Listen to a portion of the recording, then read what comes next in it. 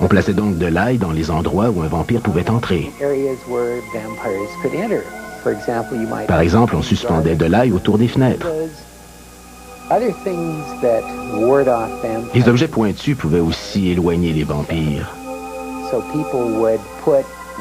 On cachait donc un couteau sous son oreiller, ou on plaçait des roses aux ouvertures des tissus, en présumant que les épines des roses éloigneraient les vampires.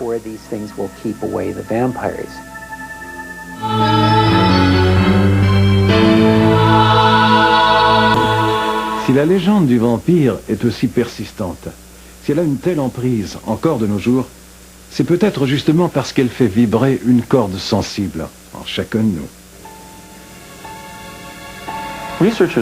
Les chercheurs croient maintenant qu'en plus de la dimension mythique et légendaire du vampire, certaines conditions peuvent pousser les gens à boire du sang humain.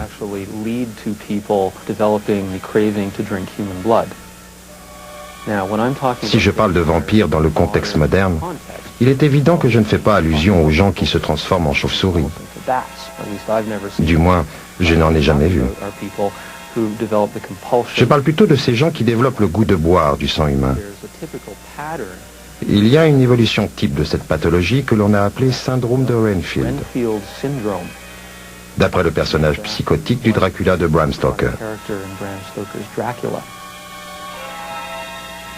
Le premier stade survient généralement pendant l'enfance. À la suite d'un incident critique, l'enfant, garçon ou fille, mais plus souvent un garçon, découvre qu'il peut être excitant de boire du sang.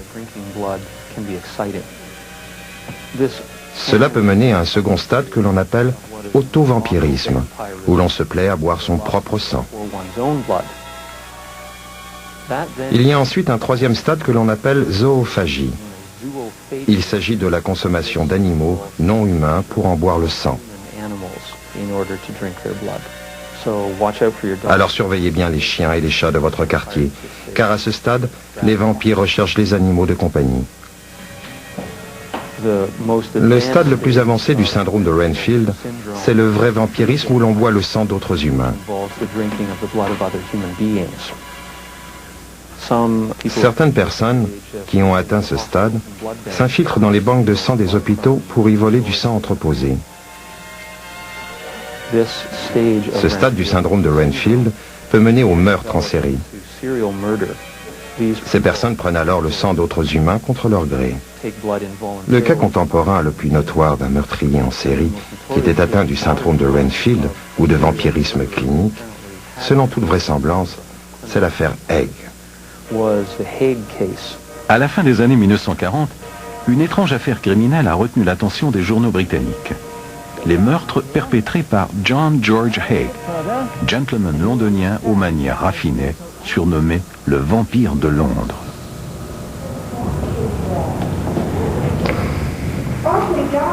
Haig choisissait ses victimes parmi ses amis, des gens qui avaient toute confiance en lui. Il les attirait dans un entrepôt abandonné, aux limites de la ville. Ces gens croyaient qu'il leur faisait visiter son entreprise. Ils étaient loin de se douter qu'ils avaient plutôt rendez-vous avec la mort.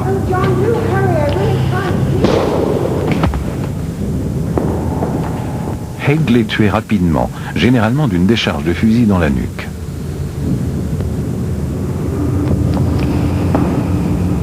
Selon les rapports officiels, l'obsession de Haig pour le sang remontait à son enfance. Ses parents le battaient souvent, et un jour qu'on l'avait frappé à coups de brosse, quelques gouttes de sang ont perlé de sa peau meurtrie. Il a sucé le sang et en a aimé le goût. Comme dans un cas classique de syndrome de Renfield, son propre sang n'a pas suffi et Haig s'est mis à tuer pour s'approvisionner.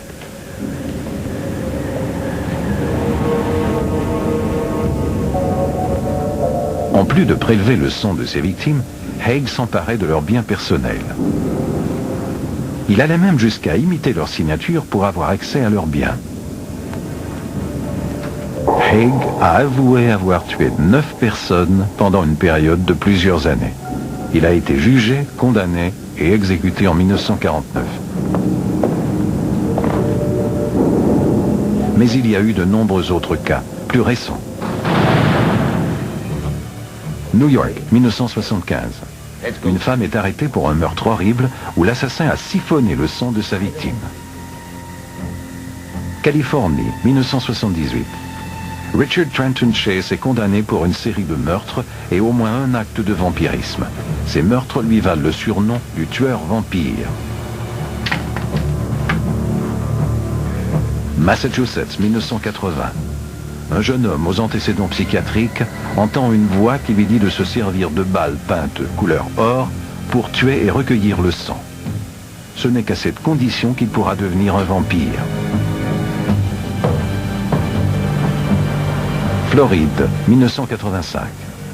Une jeune femme de 19 ans accepte de monter à bord de la voiture conduite par John Brennan Crutchley, un brillant ingénieur qui, après sa capture, va être surnommé le violeur vampire. Minnesota, 1988. Après avoir regardé un film récent sur les vampires, 3 adolescents décident de passer aux actes. Ils attaquent un itinérant de 30 ans qui ne parvient pas à se défendre. La fascination pour le sang, et même pour l'ingestion de sang, n'est pas l'apanage des cas psychiatriques. Je suis porté à croire que cela s'est pratiqué de tout temps, parce que je crois que nous sommes naturellement excités à la vue du sang. Pourquoi la circulation s'arrête-t-elle presque complètement lorsqu'il se produit un accident? Les conducteurs ralentissent pour voir s'il y a du sang. Cette propension pour le sang pourrait très bien être programmée chez les humains, car dans les contextes qui ont marqué l'évolution de l'espèce humaine, la vue du sang répandu indique un danger, la présence d'une menace. L'une des caractéristiques de notre espèce, c'est que nous pouvons convertir une excitation physiologique en un autre genre d'excitation.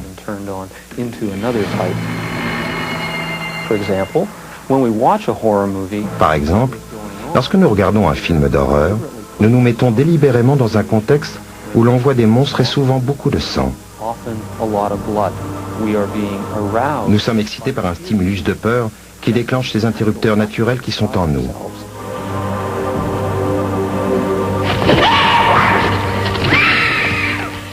Une autre partie de notre esprit est évidemment consciente que nous sommes dans un cinéma, en sûreté. Nous pouvons donc convertir l'excitation de la peur en une autre excitation qui nous permet de passer un moment agréable au cinéma. Je crois que, même s'il est rassurant de nous distancer du vampirisme, ce n'est peut-être pas tout à fait honnête. Je crois qu'il y a potentiellement un vampire en chacun de nous.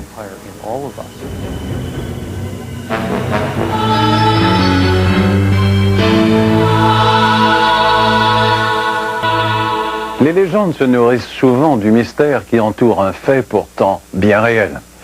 Elles constituent à la fois un refuge et un bouclier contre nos propres peurs. Un bouclier qui se transforme parfois en obstacle, qui nous freine dans notre exploration de l'univers inconnu et de ses vrais mystères.